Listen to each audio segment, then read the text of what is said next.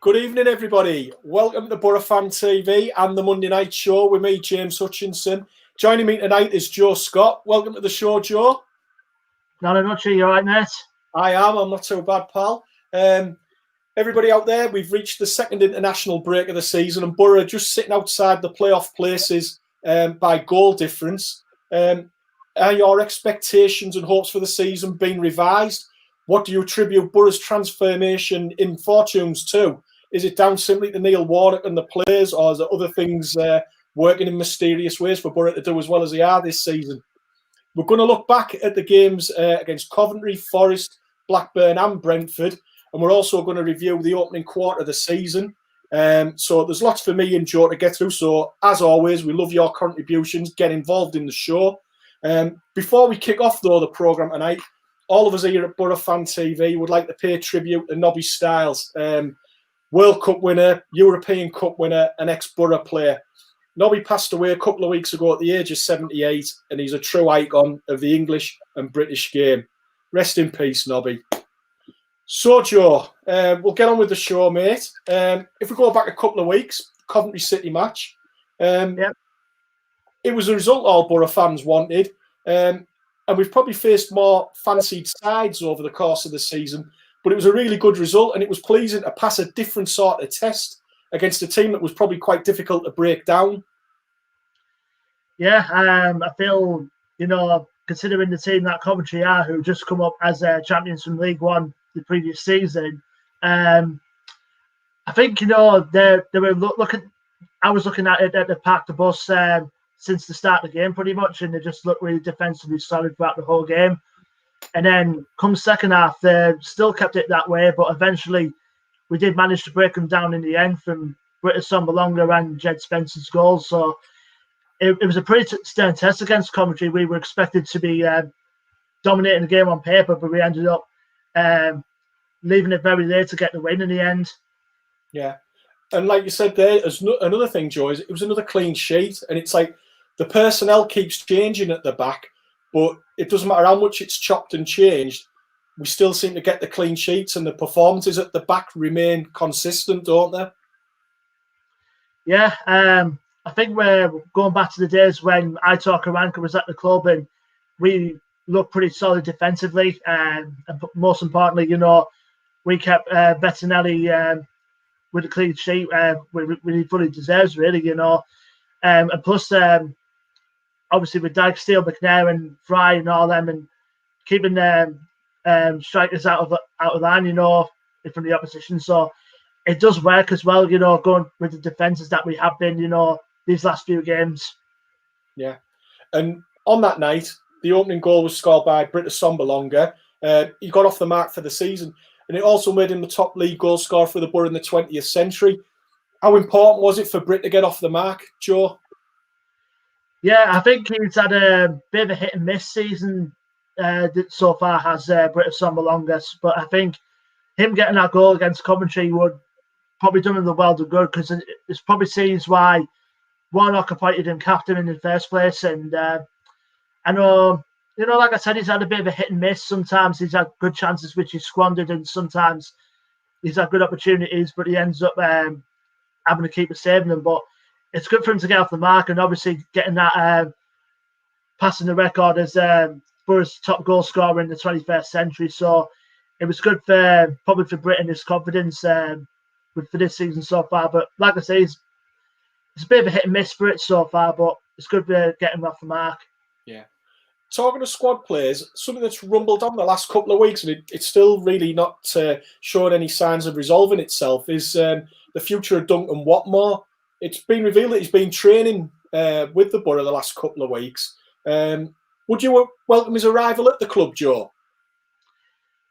We definitely need more numbers in the squad. And I think, considering what I've seen of Duncan Watmore, he had the potential, because I think Sunderland bought him from non-league eventually. I think it was Altrincham. I think they signed him from. So rest assured, Borough fans, he's not actually an actual Mackem. He's actually Mancunian. So, but he had good potential, and then obviously he had those injuries, which obviously dealt with him pretty badly, for the season. And obviously, I think from speaking to a few Sunderland fans I know, ever since he had that injury, I think his career took a bit of a went a bit of a downward spiral after that. So I think they'll probably released him. I know because I think the same reason that when Sunderland sold us Paddy McNair, they were trying to lower the wage budget a bit because I know considering Sunderland where they are now, I think they need to get some of the players off the wages. So I think you obviously release Watmore and hopefully if eventually he does come to us, which would probably be more than likely be a short-term deal by the looks of things, I would certainly welcome in the squad because I think with the squad wearing thin as it is, we need more players in and fast. Yeah. Thanks for watching, Soul Starling. Hope you're well, pal, and enjoying the show. Agree with what you say there about McNair. I think it's important to get bodies on board, but obviously I think the club are watching every penny very carefully at the minute with no gate receipts coming in and stuff like that, Joe. But as you say, on the field, things are going really well for us at the minute. After Coventry, we had Forest at home. There was 2 changes to the lineup for that game from the Coventry game. Nathan Wood came in for Dale Fry. I tell you what a hell of a performance from an 18-year-old making his league debut, his full league debut. And I don't know if you saw on social media after the game, his reaction at the final whistle. That said a lot about what it meant to him, didn't it? Yeah. Nathan Wood, I think, we saw glimpses of him in the seasons before, and obviously if he comes off the bench, we'll be bonus for that. We've seen a couple of glimpses of him, and we know he has potential to be probably one of the good centre backs, so we can progress further at the club. And he had a very good performance against Forest, I must admit. And I think it's a small bit of Borough that's in his blood, obviously, because his father, Dean Gordon, played for us. Yeah. So it has a good incentive to that. So he's one of the players, he can progress well. I think, if somewhere down the line he might get a loan spell somewhere else and it'll give him the confidence to come back in and fight for a place in the first team. So I can see a lot of good things coming out of Nathan Wood in the future for us, hopefully. Yeah. Definitely got a bright future. And another player who was a bright young thing last season, and he's still got a great future ahead of him in the game, I'm sure, is Hayden Coulson. And he came in for that Forest game, replacing Jed Spence. It was interesting before that match against Forest, Joe, that Neil Warnock came out in his press conference and made a few comments regarding Coulson's questionable attitude in training pre-season. But do you think maybe recently the pennies maybe dropped with Hayden? I think so. I think most Borough fans were saying, probably wondering why Coulson's not playing that much. And but I think Warnock's definitely said in his press conference he would prefer to play Coulson in a more attacking role than is to his usual position over at left wing back. But if it comes, like I said, if it's something to do with his attitude, which Warnock isn't noticing. So I think that's a bit of a shame. But I think, him coming in against Forest, I think definitely proved himself that he does have a place in the team, whether it's in the attacking position, etc. Yeah. And as we said, it was another successful game. We won 1-0. But it's interesting that no matter what the result, there's some people that may be criticising some of the performance or the quality on display, should I say, Joe? And I mean, I think that's a little bit harsh. We've got a really committed side this season. And I also think during games we produce some good football. My only concern would be probably that we don't make the most of the opportunities that we get in games. Do you think that's a fair assessment or not? Well, I think, it's a fair assessment considering, that we do create good chances, but sometimes we're just not converting them, which we'll obviously get to in that reason down the line in a sec. But I think you have to look at the perspective. There are good players in this team. It's just a matter of getting the confidence of them to have a goal, really, pretty much. But I think, I think in the Forest game, I think Warnock did pull off a major coup in getting that substitution in bringing Johnson on to get that goal, because I think he got to remind the cross from, I think it was McNair who put that ball in for him to score. So I think, it's down to man management from Warnock at the end of the day. It just needs to try to man manage the players in order to, say, if you have a chance, have a go. which obviously some of them are not doing. Which from my perspective, so it's just a case of getting the players enough confidence for them to have a go and having a chance to go when the opportunity comes. Yeah. So, like you say, that was 2 home games, Joe, and 6 points, which was a fantastic return. Maybe more than what some Borough fans dare to wish and hope for. And then we went into 2 away games, 2 difficult away games. First one was Blackburn, bit of an old boys reunion. We had Ainsley Pears, Harry Chapman was on the bench, who hasn't featured a lot for Blackburn since he went there, but he was on the bench that night. Stuart Downing's obviously re-signed for them recently, and Danny Ayala's there, but injured at the moment. But in the circumstances where you're a little bit disappointed with the point that we got, bear in mind the players at Blackburn were missing, was it a bit of an opportunity missed, Joe? Yeah, I'd definitely say it was, particularly in the first half, I think, there was a lot of good chances. I think, obviously, I think British Sombalonga had a header that could have easily sorted in, but he never took the chance. And I think Johnny Howson had 2 good chances as well. But I think it's a bit of karma to perspective that Ainsley Pears was in top form from them, considering the fact that he's only considered second choice down there, Blackburn, behind Thomas Kaminski. So I think ideally I would have took 3 points from the Blackburn game, but it's just a case of the second half. I think Blackburn were in fact slightly more better than us. They had a couple of opportunities late in the game, which we only had the one. And at the end of the day, a point's a point, and at least we didn't come away with we didn't lose, so to speak. Yeah. Couple of long-standing viewers of the show and Big Borough fans been in touch with us, Joe. Kev Short, hope you're well. Kev, mate, evening, chaps. Hope you're well and coping with this awful time. By that, I mean the international break and not the lockdown. Obviously, Kev's not a big fan of the Nations League and everything else that's going on at the minute. Hope you're well, Kev. And obviously, Dave Richardson, again, Big Borough fan in the North Stand. He puts his revivals, we said at the top of the show, down to Warnock. His man management is second to none. However, I'm still concerned about the goals for. Happy with Dykesdale's new contract, and Bowler looks like a new man. More strikers for me need to be recruited. And I think that's a fair point, that, Joe. And I was just going to mention, going back to that Blackburn game, on the night, when you look at the stats, I think we had 20 shots. But there was a common criticism after the game of Britta Sombalonga's performance.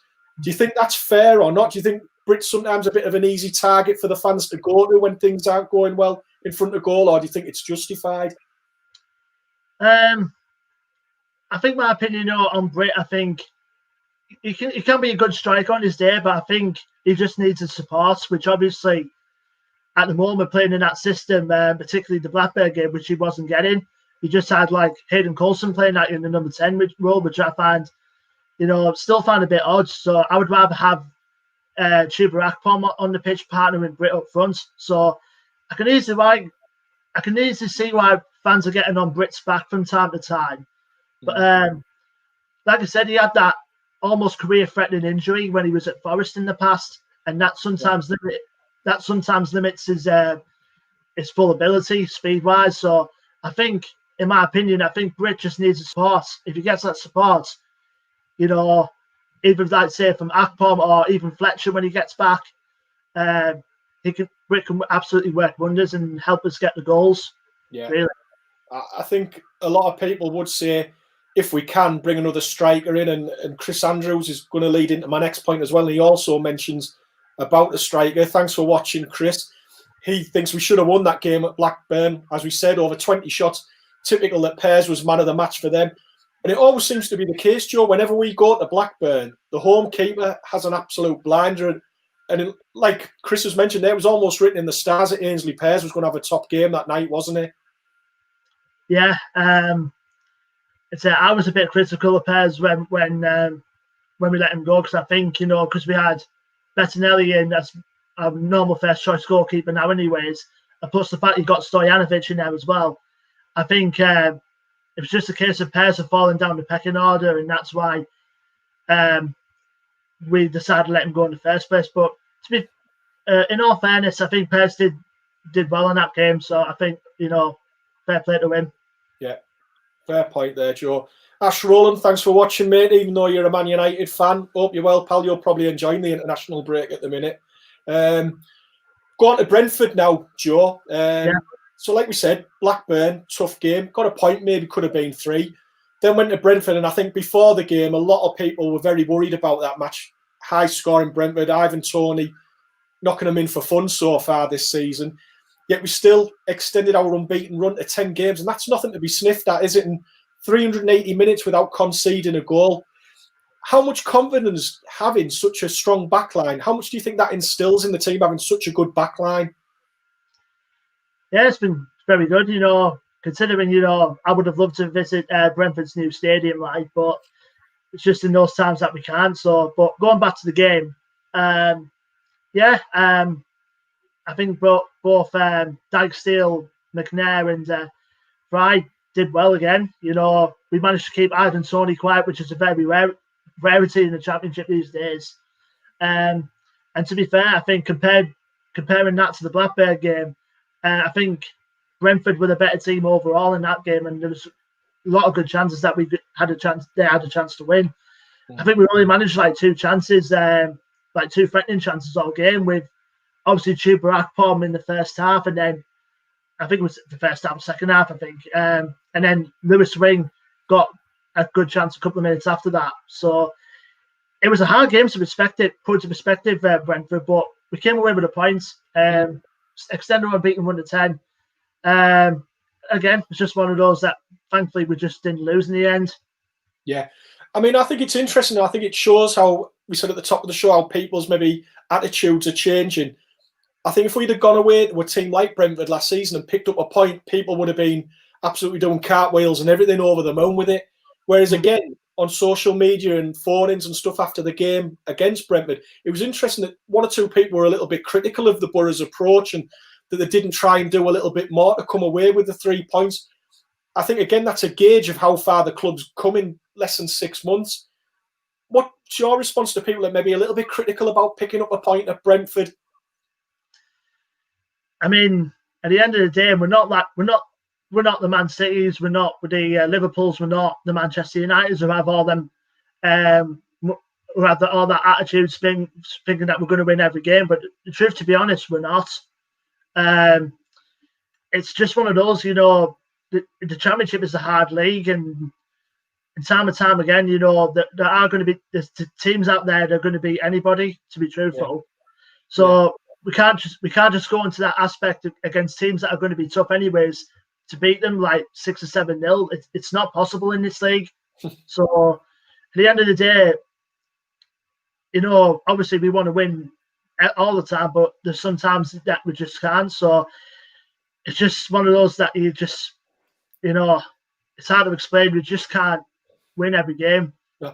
And I think in a promotion season, if that's what you're aiming for, or want to be successful, should I say, in the Championship, it's just a case of picking up points as you go along, isn't it? And some days you might not be the best of your form, but if you can pick up a point on your travels, I always think a point's a good result away from home. And if you get 3, brilliant. But if you can pick up a point, that's fantastic. David Smith getting in touch with us all the way from Dorset, Borough fan since the 70s. Thanks for watching, enjoying the show.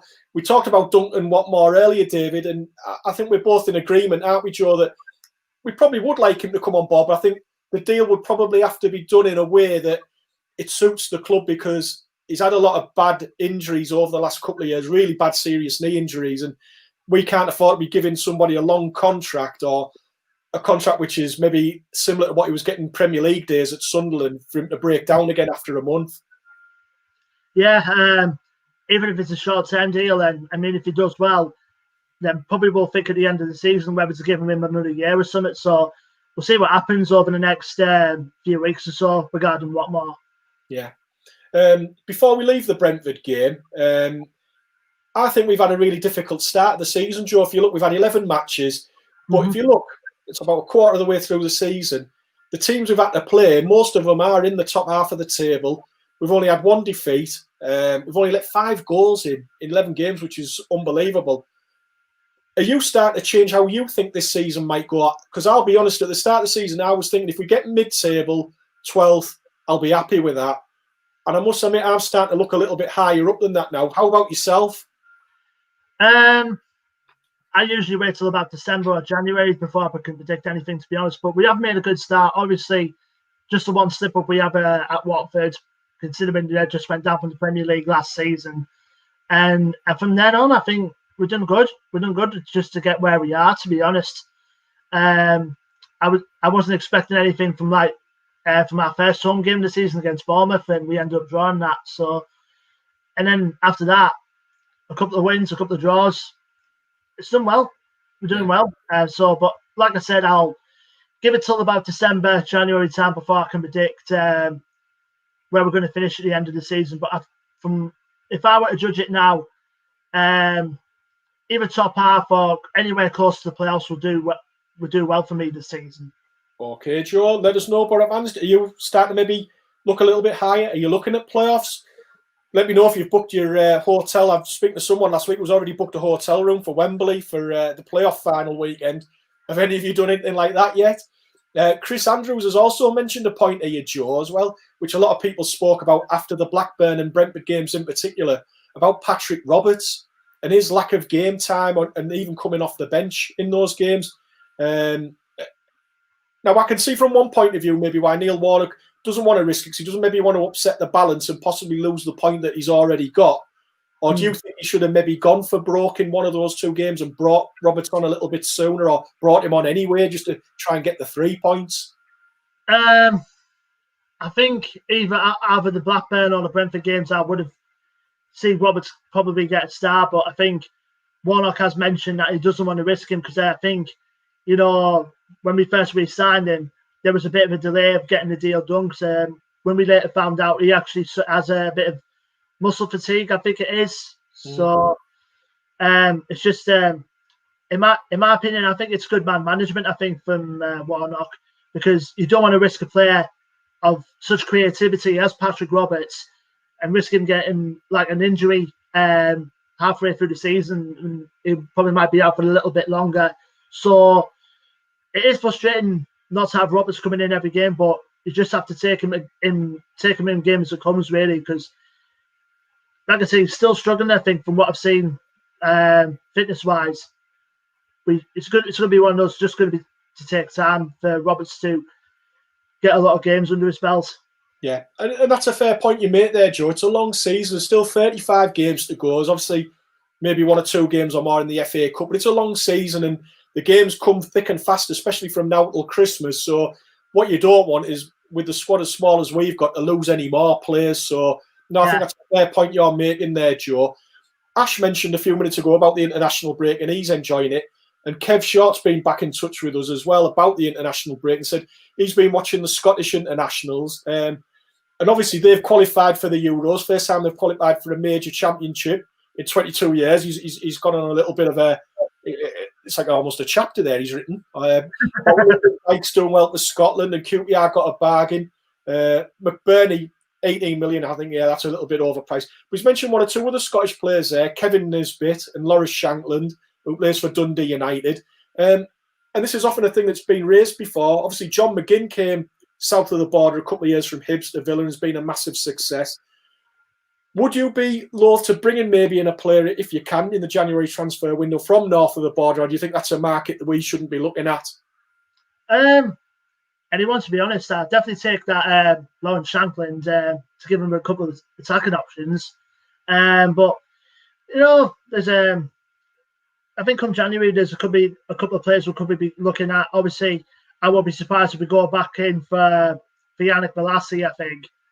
But but I think I've heard a couple of reports as well regarding Kamil Grzycki from West Brom, because I think, according to the Hartlepool Mail, I think he's been linked with a loan move here because I think his deadline date at Nottingham Forest collapsed. So I won't be surprised if Borough try to go back in for him, considering he'll probably want to play in the Euros in the summer anyway with Poland. So I'd love to get some more players in. Like you said, from north of the border, I think Lawrence Shankland from Dundee could possibly be a target, but we'll see what Warnock or the recruiting team will come up with come January. Yeah. Ash, the Man U fan's been back in touch again. He said that we should be loaning out some of their youngsters, getting them here and giving them a bit of first team football.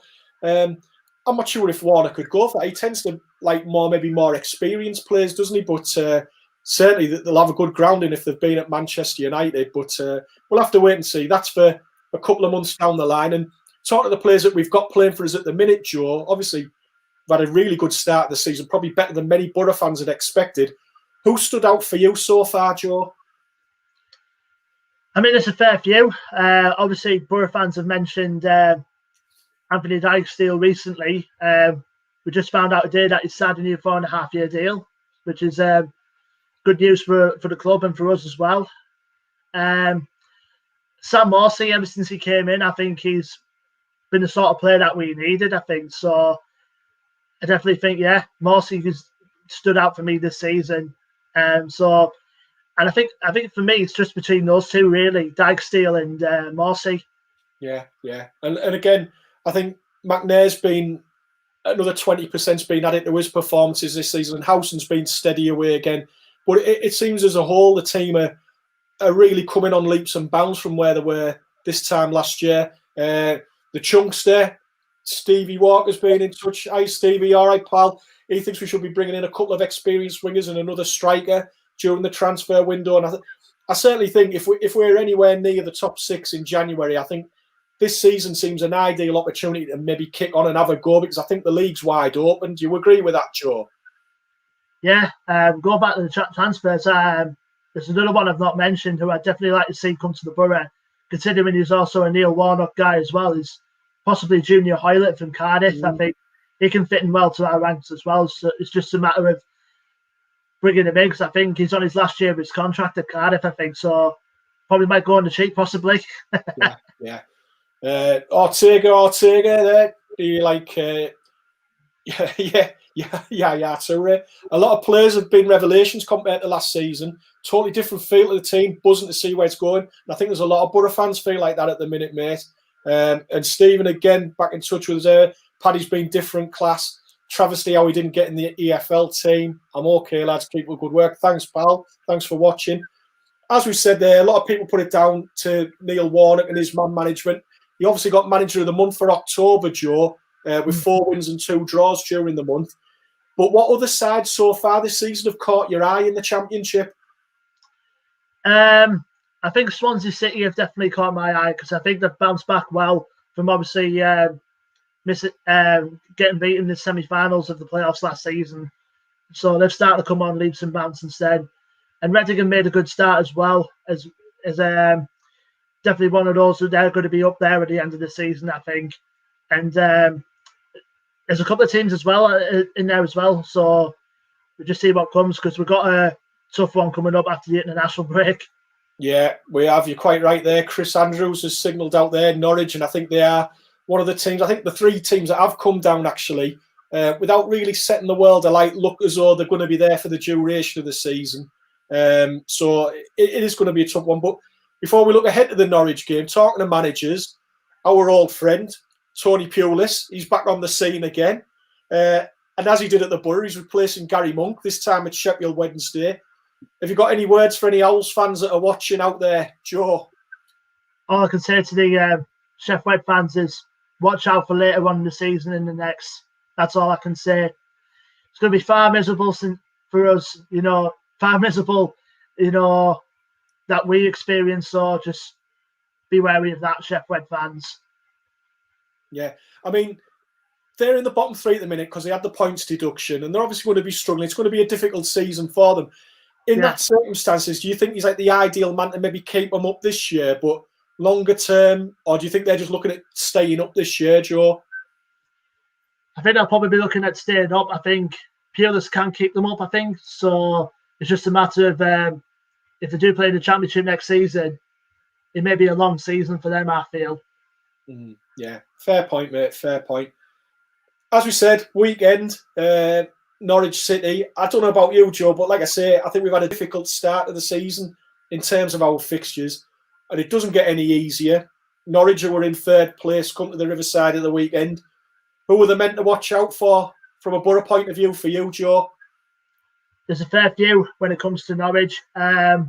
Obviously, we've got to watch out for Timu Puki, first of all. And then if he has a strike partnership, obviously John Hugel's in there, former Borough player. Onel Hernandez as well. I think he scored the last goal he scored against us when obviously they were in the Championship last season at the Riverside. Yeah. Obviously, I think they got Ben Gibson in there as well. They really just signed him as well on loan. And Stiepermann, who got the only goal in their last game in the 1-0 win they had over Swansea. So he's going to be a threat when it comes to midfield-wise.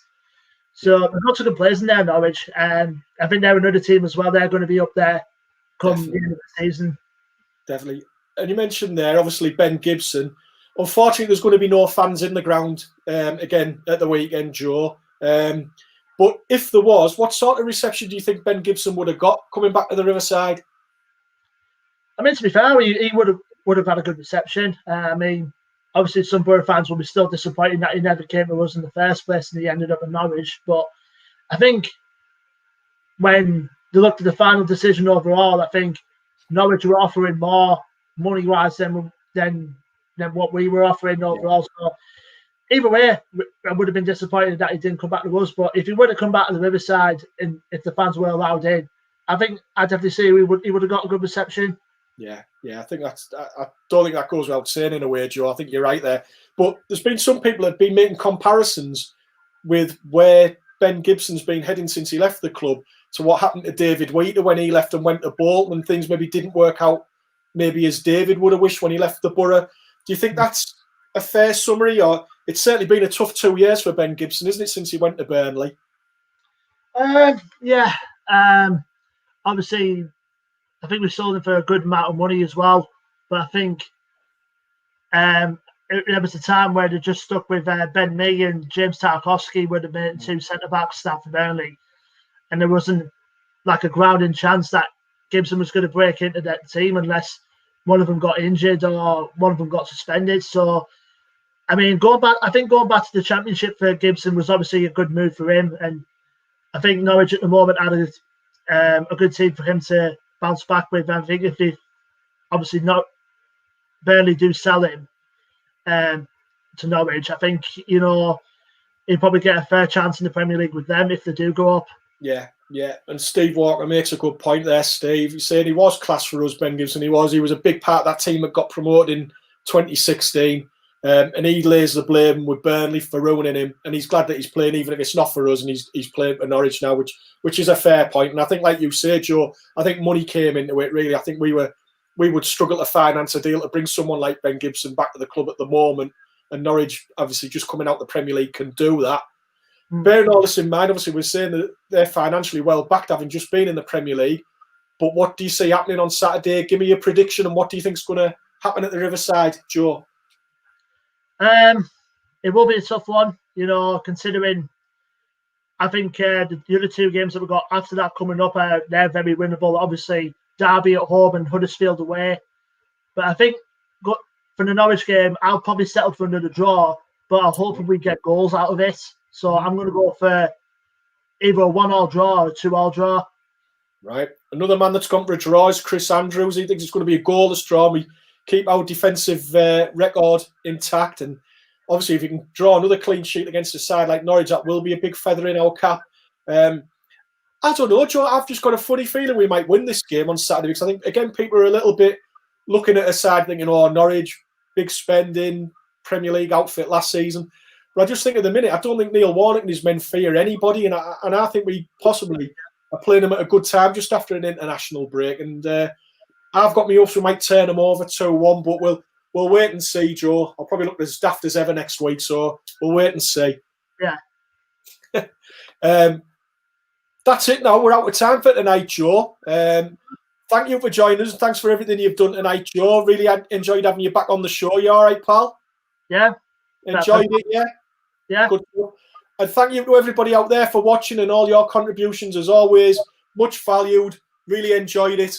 Thank you very much. Don't forget to like and subscribe to Borough Fan TV and keep up to date with all things during the week to do with Borough. Joe will be doing his pre-match preview later on in the week.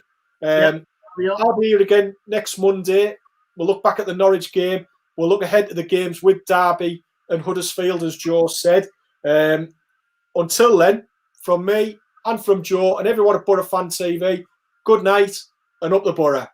Up the Borough.